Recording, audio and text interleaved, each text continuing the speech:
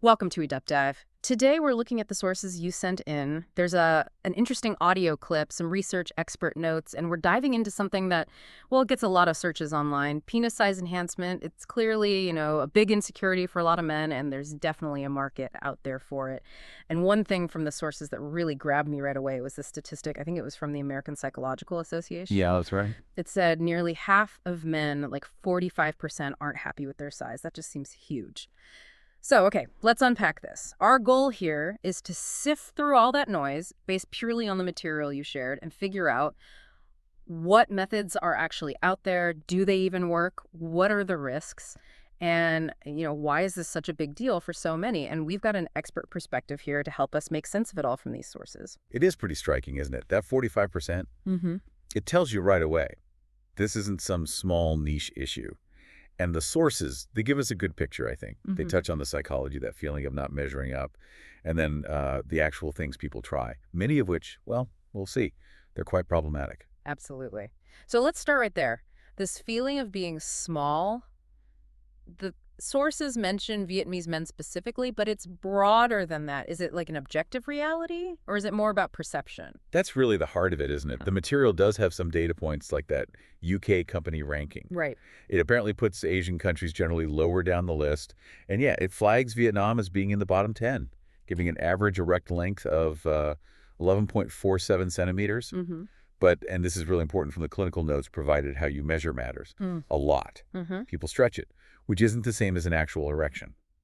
And the sources also note that, while older generations might have been shorter on average, the newer generation is taller. Around 1.7 meters now. Yeah, compared to maybe 1.63 meters before. And height can sometimes correlate a bit with size. So the expert in the notes actually sees clinical averages maybe closer to 12, 14 centimeters. Some guys naturally reach 18, even 20 centimeters. So there's a big natural range, and that average number might be a bit, well, debatable or shifting. And the sources also pointed out cultural things, right? Like that saying, Kwai tukang lo chetoi. Exactly. Big dick, no fear of starving. Yeah. It links size to success, masculinity, Yeah. and men definitely compare themselves. Which ties back into perception. Right, because media influence is just huge here. The material highlights how pornography uses, quote, hand-picked individuals, plus Photoshop. It creates totally unrealistic images. So men get flooded with these distorted ideas of what's normal, and they feel inadequate even if they're perfectly average or even above average. There was that anecdote in the sources about Mr. H. He was 14.5 centimeters, which is above average. Yeah, and his girlfriend rejected him after the first time, blaming his size. But the expert thought it was probably something else entirely. Almost certainly. Lack of skill, maybe poor technique, or maybe he couldn't maintain the erection. The notes called it "doodganjerdung," like the bridge collapsing halfway. Yeah. So his perception, and probably hers too, shaped by all that unrealistic media, that was the issue, not the actual physical length. So functionally, how short is actually short? Well, the material gives us a functional baseline. Average vaginal depth is apparently around 8 to 9 centimeters. Okay. So a penis length of 9 to 10 centimeters is functionally quite sufficient for penetration. And the expert in these notes really hammers this point home. Rigidity, the hardness of the erection, that's way, way more critical for sexual satisfaction than just length. Okay. That makes a lot of sense. So a lot of it is perception and function is more about hardness. When is intervention actually, needed? And what's really out there besides the stuff you see advertised everywhere? Right, the ads. Creams, gels, pills, exercises, Yeah. all promising amazing growth, fast. So, based on the material you provided, let's be really clear up front. For permanent size increase after puberty, which the notes say finishes around 18 to 22, none of that stuff works, period. Wow. Okay. That just wipes out a massive industry right there. It really does. It's a key finding from the expert analysis here. Creams, gels, pills. They don't change the underlying structure. If they seem to work at all, it's just temporary swelling. Maybe increased blood flow for a few hours. The notes have that great description, like pumping it up like a car tire. Right. Just temporary. Exactly. No long-term effect. And worse, some of these unregulated products, they can actually be harmful. Damage blood vessels, cause other problems. What about the exercises, like jelqing, that milking thing, or stretching? People talk about those too? Yep, also heavily promoted. The idea is you pull or squeeze to increase length or blood flow. But the material, it says effectiveness is really unclear. And crucially, the dangers are very real. Yeah, if you do them wrong or too aggressively, you can cause trauma. internal scarring. That's fibrosis, tough scar tissue. And that scar tissue can actually make it harder to get erections later. Trauma sounds serious. Like, how bad can it get? Well, the notes mention the risk of Gansung literally breaking the gun, a penis fracture. Ouch. Yeah. It happens if you bend an erect penis too forcefully. They compare it to snapping a sugar cane stick. It's a medical emergency. Severe pain, internal bleeding, it swells up and looks like an eggplant, according to the notes. Needs surgery fast. And it can cause lasting erection problems. Okay, that's terrifying. And then there are the even more extreme things, like stretching devices or hanging weights off it. You sometimes see stuff online about guys tying weights or even buckets. Buckets, seriously, that Yeah. sounds incredibly dangerous. It is. And there's just no good evidence in these sources that any of that stuff permanently increases length. Think about it. You can't make yourself taller by hanging weights from your head after you've stopped growing. Right. Your structure is set. Pulling on it doesn't change the fundamental size. The risks are huge. Tearing skin, microtrauma leading to more scarring, maybe Peyronie's disease where hard scar tissue forms and causes painful curves, plus pain during sex, or even messing up your ability to get a good erection. So the conclusion from all the source material on this is really clear. Non-surgical methods, pills, creams, gels, exercises, stretching devices, they just are not effective for significant permanent size increase after puberty. And they come with some pretty considerable, even severe risks. Wow, okay, so that really covers most of the quick fix stuff people probably encounter first. If those are out, what about actual surgery? The sources mention it's getting more popular, like other cosmetic procedures. Right, surgery is different because you're physically changing things. The material talks about two main types.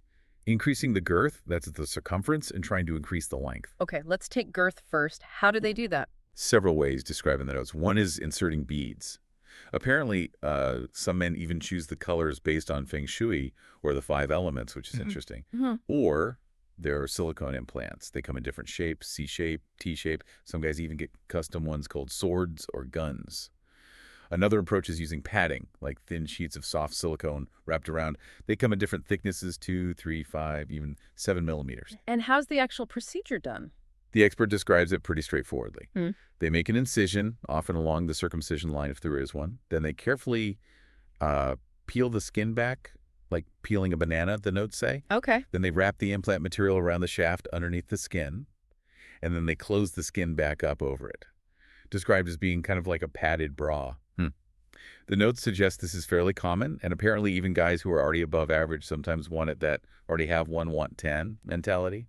And according to the experts' view in these sources, this girth surgery generally has fewer risks and less impact on function compared to length surgery. Okay, so girth is about adding material. What about length surgery? Can they actually make the whole thing longer? This is where the sources say we need to be really careful about what longer means. You've got the external part of the penis, right, from the pubic bone out. But there's also an internal part anchored inside by a ligament. Right. Surgery doesn't make the total organ longer. What it does is cut the suspensory ligament that holds that internal part up against the pubic bone. Like cutting an anchor rope. Kind of, yeah. Like pulling up a stake. Yeah. That's how the notes put it. When you release that ligament, the internal part isn't held up as tightly, so more of the existing length can hang downwards, extending further out. The material suggests this might add, realistically, maybe 2 to 3 centimeters to the erect length. But wasn't there a big downside mention? A major one, yeah. This is the key issue highlighted. Cutting that ligament means you lose that anchoring support at the base. So when the penis gets erect, the base is less stable. It feels loose or like a wobbly tooth, according to the descriptions. And that directly affects the firmness and stability during sex, which, remember... Rigidity is the most important thing. Exactly. Rigidity is key. So you might gain a couple of centimeters visually, but you potentially lose that solid base, that firmness in action. Also, the sources really emphasize those ads claiming surgery gives you 5 or 10 centimeters. False. 2 to 3 centimeters is the realistic gain. And there's a risk the ligament scars up or reattaches awkwardly, pulling things back in. So the experts' view in these notes, they generally don't recommend this specific surgery just for cosmetic reasons because of that looseness issue. Its main medical use is for something called congenital buried penis, where the ligament's abnormal anyway. So chasing length might actually compromise the firmness, which we just learned is more important for satisfaction anyway? That's the trade-off, precisely. It loops back to that central point. Rigidity matters most. The surgical notes seem to agree girth surgery is generally seen as less risky functionally and more common for cosmetic reasons than this length surgery. Okay, so we've covered things that don't work, like creams and surgical things that might work but have serious trade-offs, especially for length. What about injecting stuff? Fillers, silicone. The sources mentioned this is popular, cheaper, but dangerous. The audio clip started with that, didn't it? Yes, and this is a huge warning signal in all the source material.